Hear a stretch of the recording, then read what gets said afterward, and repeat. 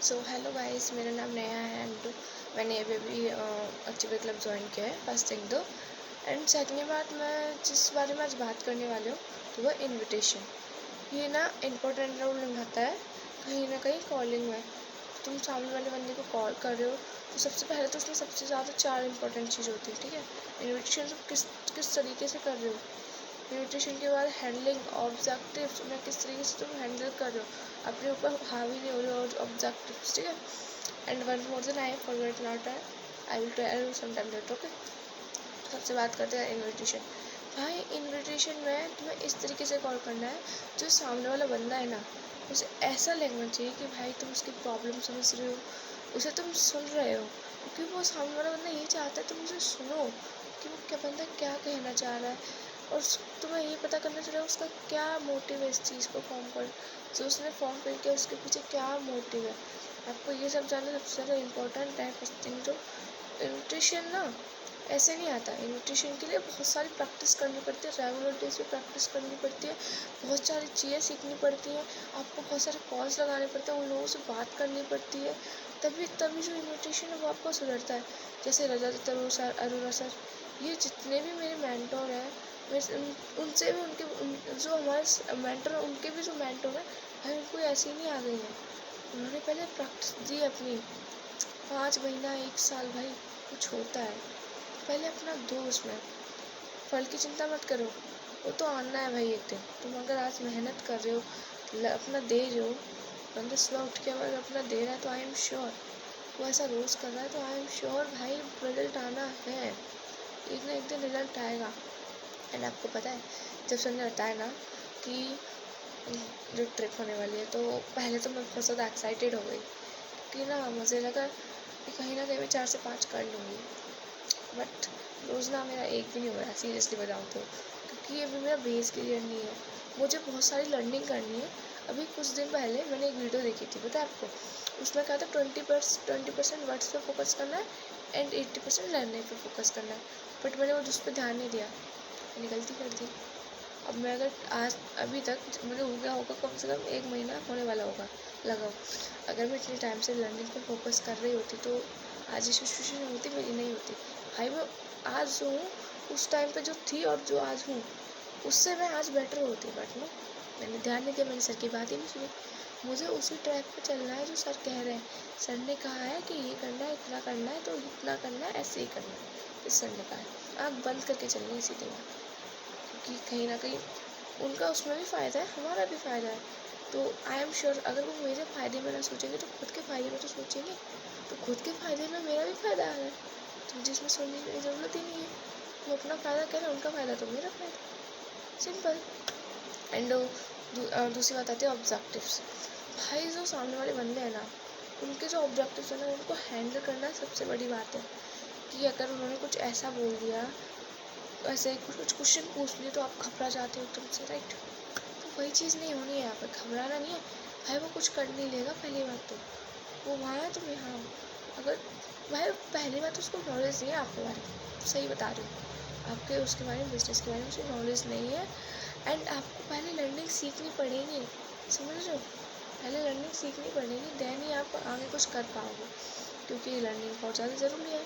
ये जो सर ने बताया है, Aman Rajput and I think one more person है, जिसकी वीडियो मुझे बहुत ज़्यादा, आई थिंक अमन राजपूत से भी मुझे ज़्यादा बेटर लगी, सही बताऊँ तो।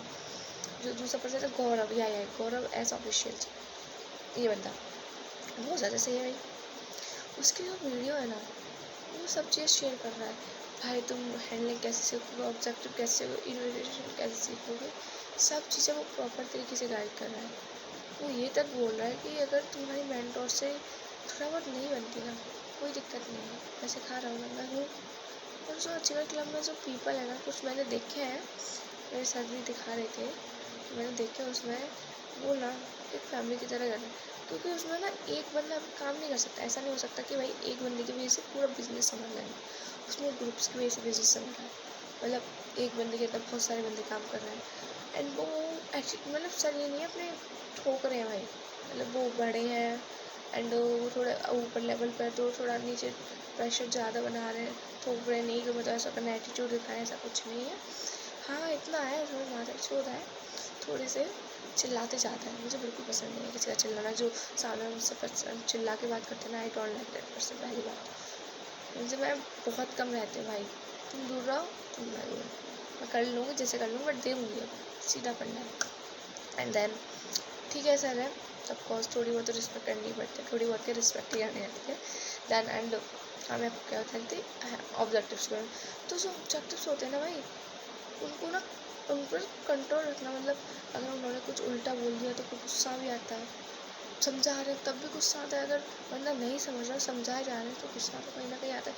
तो वो चीज़ें कंट्रोल करनी पड़ती है। एंड उस बंदे से ऐसे बात करो एकदम फ्रेंडली होके जैसे वो आपको जानता है, क्योंकि जो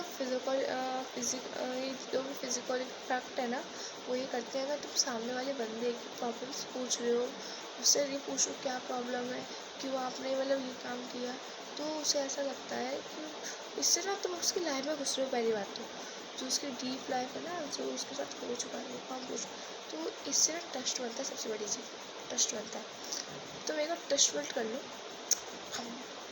बंदा फंस गया, ये मानो तुमने अपना ट्रस्ट बिल्ड कर लिया ना उस बंदे की, अपनी जो अथॉरिटी है वो कम नहीं होने दी। उस बंदे के साथ अपना जो ट्रस्ट है वो बिल्ड किया, उससे अच्छे से बात करी, उसे तुम सही पर्सन लगे, ऑफकोर्स वो करेगा। लिख के ले लो, ऑफकोर्स करेगा, ठीक है। एंड सबसे बड़ी बात हैंडलिंग भाई, मैम मुझसे हैंडलिंग नहीं होती, मैम मुझसे ऑब्जेक्टिव नहीं होते। सही है भाई, नहीं होते, हर किसी से नहीं होते स्टार्टिंग में, बट जब तुम अपना उसमें लर्निंग में दोगे ना, तुमसे सब होने लगे, बहुत सही होने लगे। एंड देन मैंने ना क्या कहते हैं, आज ट्रिप का भी मन में आ रहा है, आई एम सॉरी मैं चला ट्रिप का, क्योंकि ना उसमें हमारे जो मेंटोर्स हैं उनसे भी उनके जो बड़े हेड हैं, आई थिंक वो भी उनके मेंटोर्स ही होंगे, क्योंकि जब मेरे मेंटोर थे उनके भी मेंटोर, तो फिर वो ना ऐसा घूमने जा रहे हैं, ट्रिप है। इसमें ये सब लोग तो जाएंगे, क्योंकि जब उनके नीचे काम करने वाले आएंगे तो भाई वो तो 2cc लेवल कंप्लीट कर चुके हैं। पहले इसके लिए 2cc लेवल करना पड़ता है, 2cc लेवल होता है 30,000 से। उस टाइम मेरा यहाँ पर डिस्काउंट था, लेकिन रियल में होता है 50,000 से। ओके, तो मैंने तो बट किया नहीं, बट कोई बात नहीं, इसके लिए उन्होंने नोवेस कस्टमर की भी रखा था कि पहले 2cc लोगों को 16 2cc कंप्लीट करानी पड़ेगी, ये 2cc के लिए था, ठीक है। अब हम अपनी बात करें नोवेस कस्टमर की, तो हमें ना कम से कम 5 दिन में 20 रजिस्ट्रेशन फॉर्म भरवाने पड़ते हैं। बता दो 20 रजिस्ट्रेशन फॉर्म भाई, जहाँ मुझसे एक रजिस्ट्रेशन फॉर्म नहीं हो रहा तुम 20 बोल रहे हो, ये तो खैर 10 पैक की मिला लो 20 हो जाएंगे, आप 20 के बोल रहे हो, इतनी बड़ी बात है ना। तो भाई जो बंदा है उसका एक नहीं कर पा रहा, उसके आप अचानक से 20 की बोलोगे। हाँ, मुझे डिफिकल्ट भी लगता है, रिकॉर्ड में से लर्निंग सही नहीं है, रिकॉर्ड लर्निंग सही हो जाएगी ना, देन आई विल कर लूँगी मैंने, कोई ना।